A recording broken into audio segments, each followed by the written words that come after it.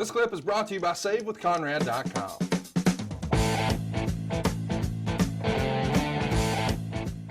Okay, I think I've done them all at least 7 times. Kind of current, but it's not negative, so I think you'll dig it. Chris wants to know, did Bruce have any preconceived notions about anybody on the roster? And then once he got back into creative, his perception was proven wrong. So maybe you had an idea of who someone was or what they were about going in, and then you get to know them and you're like, oh, I was way wrong on that. In a good way. Yes. You mean in a good way? Not in a negative. I know you can't give a negative. Yes. Put somebody over. Who was it? Who exceeded your expectations? Randy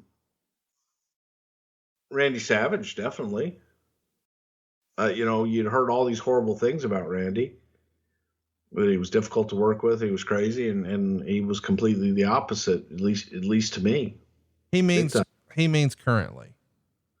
Yeah, currently, definitely.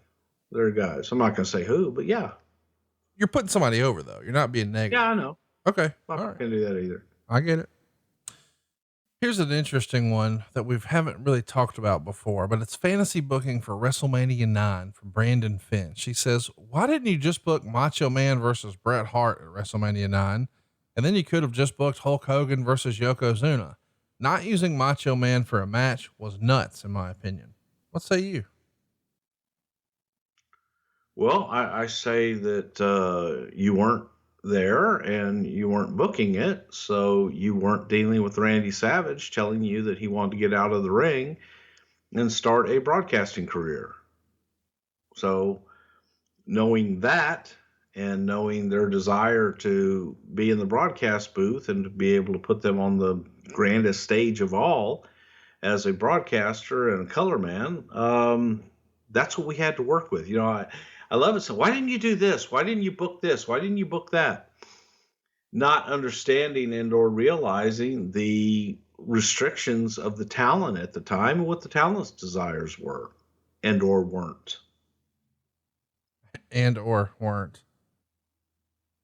This is going to be a tough one for you, and I feel like we're going to get in trouble no matter what we say. Jason Rossi wants to know, one of the following has to go and never existed. The other 3 remain. Pick one. Shawn Michaels, Bret Hart, The Rock, Stone Cold. Oh, wow. One's gone forever. The other 3 exist. I already know what you're going to say. You're thinking about it, but I know where you wind up. Bret. Yeah, of course. I knew you'd say that. You can't do it without Rock and Stone Cold. And Shawn Michaels had that second act. Makes it tough to imagine it without him. But Bret was a catalyst in many ways to pretty much accept. And I always hate calling Bret small. Bret wasn't small, but in comparison to the monsters of the day, Bret wasn't the biggest guy in the world. Wasn't what the audience was used to. So, Bret was instrumental in that way. But if one's got to go, Bret's got to go. Tony Schiavone's porn stash wants to know, did Bruce ever thinking about teaming up Hercules and his dad Zeus and form the mega mythology powers? Zeus. That's great. Zeus and Hercules, the mega mythology powers. Good question. Why the fuck not? That's great. Mick wants. How do you know I won't? Well, it's a little challenging now. Those guys have, well, maybe you could book it in heaven. Yeah. You know what, man? No, they're mythologically mythical. I can't wait until you guys have, the Paul Bearer hologram folks put together a Hercules and Zeus hologram. Mick wants to know, do you have any good Pistol Pez Watley stories? No. Why I don't. No, I met Pez a couple of times, and I know that that Pez was a shooting motherfucker, man. Pez was a tough kid. He was a badass, like for real, and a hell of an amateur wrestler and very, very tough. And I don't know too many people that ever want to fuck with Pez Watley. He was a very, very nice man. The very few times I was around him and met him. Here's one. Big Jake Black wants to know, who do you think was a better worker in '89, Mr. Perfect or Randy Savage? They were both great. Randy, I think Randy in some ways kind of gets a bad rap, but I was talking to somebody recently about, when did it get to the point where guys had to talk about their entire match and have every single second of their match laid out in their head before they went out? And they said, oh, Randy Savage always did that. But Randy Savage didn't always do that. And I've heard the stories about WrestleMania 3 and Ricky Steamboat and Savage wanting to have everything down. And maybe he did for that match. I wasn't there. But I know in later years when I worked with Randy that we used to just go out and have fun.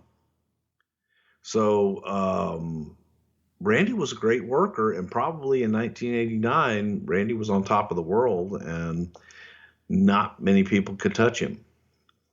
Not saying I'm not discounting Mr. Perfect either, because Perfect was insane. Was John? I think Kurt's better years were like 90, 91. Yeah, his 91 stuff you can't beat.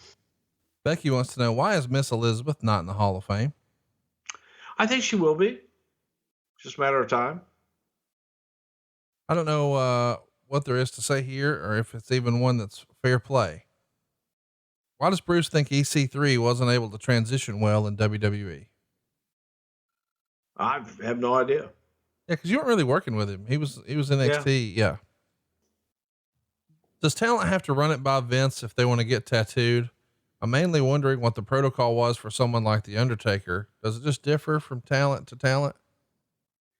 It differs from time to time. And here's the issue with, it's not so much permission or whatever, but when you have licenses out there for certain things and it's for a certain look, like action figures, video games, all that.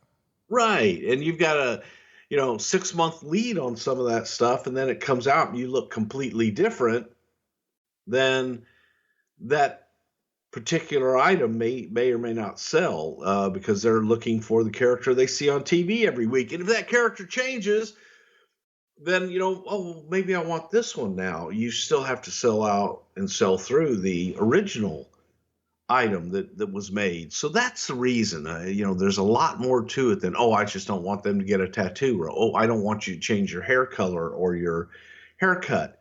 A lot goes into it. It's a business decision.